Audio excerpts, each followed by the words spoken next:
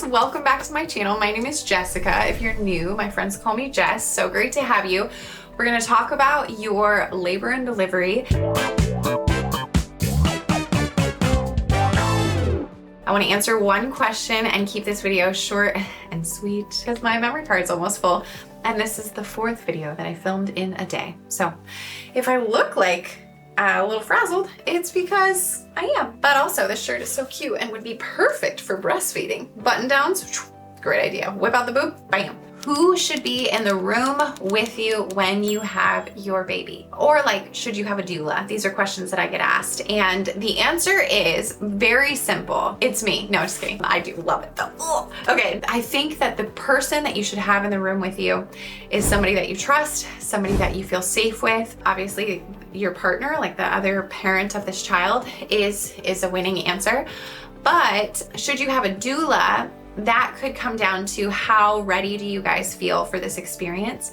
The point of a doula is gonna be to support you in this process and kind of offer sort of like a middle voice between the medical team or whoever you're using. Maybe you have a midwife and you guys. So it's someone who's gonna help you understand. It's somebody who's gonna offer comfort, support, maybe some guidance along the way, help you feel secure and ready as this baby is born. For some of you, you really feel like if it's just you or you and your partner, like that is the way you're gonna be most focused and most able to do this glorious feat of having your own baby. But then there's some of you who are like, this is a little bit freaky to me.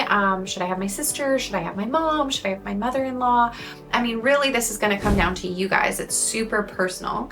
I can tell you that I've done this 3 times myself. I also got trained as a doula. So I have been present for another labor, and then I've been on FaceTime for people having babies because COVID didn't allow for my presence in the room. Oh yeah, so now it sounds like I was pitching myself to be your doula.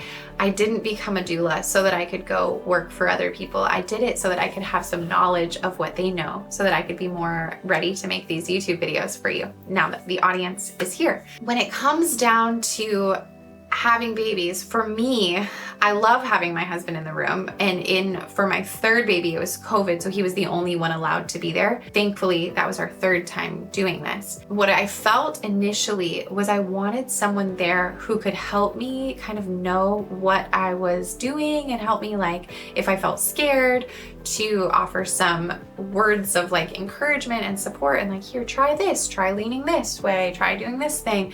Obviously, if you're having a epidural, well, maybe it's not obvious to you. I shouldn't say obviously for any of this. If you've never done this, so much is not obvious that is natural. And later it'll be like, oh yeah, that did make sense. If you have an epidural and it's a pretty strong epidural, you won't be moving around. And so you also could potentially sleep during it. For my sister, for her first baby, she had an epidural and it was so like peaceful and smooth that she was like asleep. And then they just said, okay, your baby is coming. And then there she was. She came out. For some people, they get epidurals, but they still feel some of it. It's a whole thing. If you know you are not gonna have an epidural, then you are in for a more adventurous adventure. And I've done that 2 different times.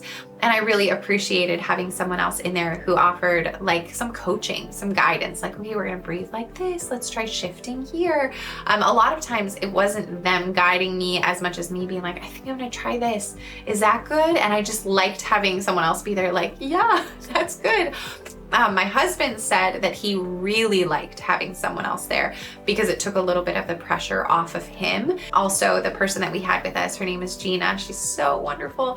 And she had been a birth coach. So she like helped him know, okay, try putting your hands here. Okay, try getting her a cold washcloth. Like, I don't know, just some things that now he knows. But at the time, I think it helped him to have someone showing him the ropes a little bit. And then, yeah, our 3rd baby, she came prematurely and it was during COVID. We weren't allowed to have anyone and we really wish we did. We wished that someone else was there. It was still, I mean, it was sweet. And I ended up getting an epidural because I was very afraid because she was born so early. We didn't know how she was gonna be doing.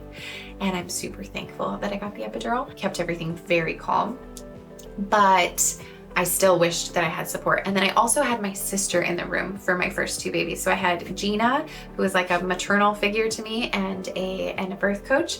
And then I had my sister, who is now a licensed nurse. Licensed nurse, you say that? Yeah, she's a legit nurse, but at the time she wasn't. She was in school still, but she's always been really medical minded and just like really ready to stand up for me. And if something goes awry, she's not going to be passive at all, which is good because I tend to be more passive.